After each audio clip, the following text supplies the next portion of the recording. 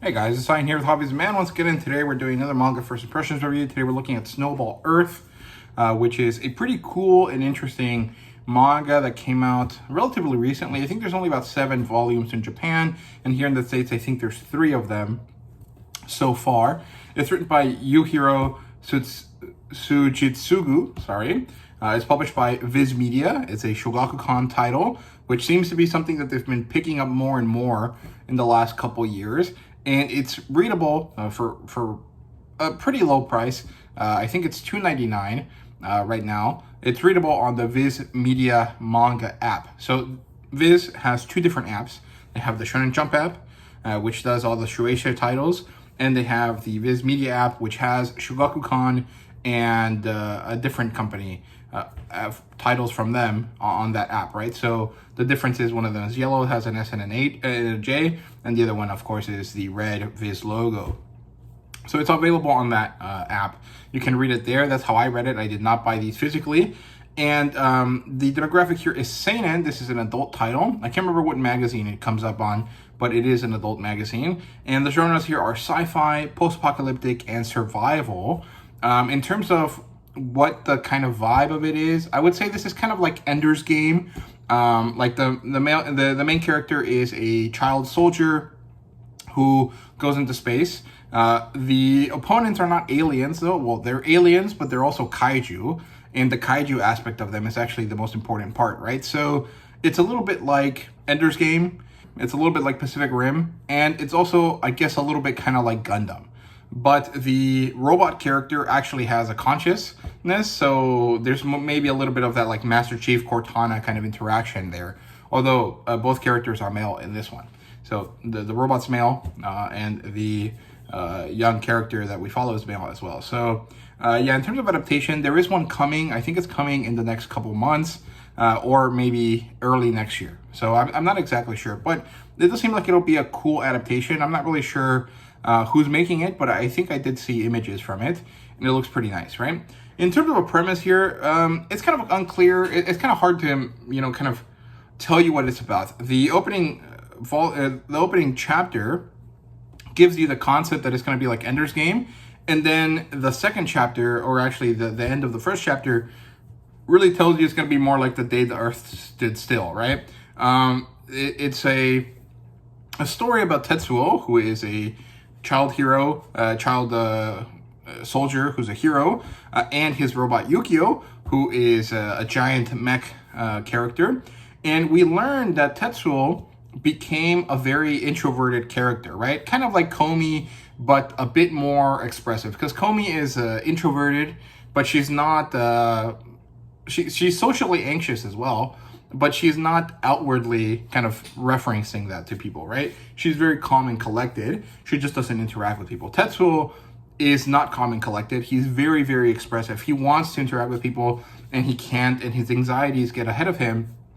And he expresses that very openly, right? His only friend is Yukio, the mech, and this is basically directly due to being a child soldier.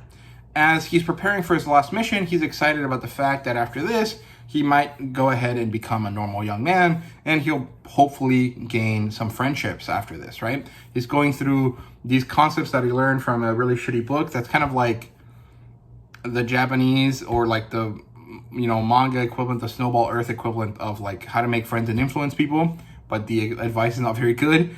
And then as they're kind of bantering, the situation changes. It's not going to be the way they thought. The plan is not going to work the way they thought, and everyone has to sacrifice themselves in order to do this. As Yukio and Tetsuo are at the front lines, the battle becomes too tenuous, and Yukio forces Tetsuo to eject. And this forces him back to Earth, and time passes in a kind of a convoluted way. And so when Tetsuo wakes up on Earth, the world has become a snowball Earth, which is the concept that happens when the Earth, becomes a new ice age, right? I can't remember the reason for the ice age. I think it actually has to do with the kaiju. It's not like a natural phenomenon. It is a forced terraforming of the Earth, right?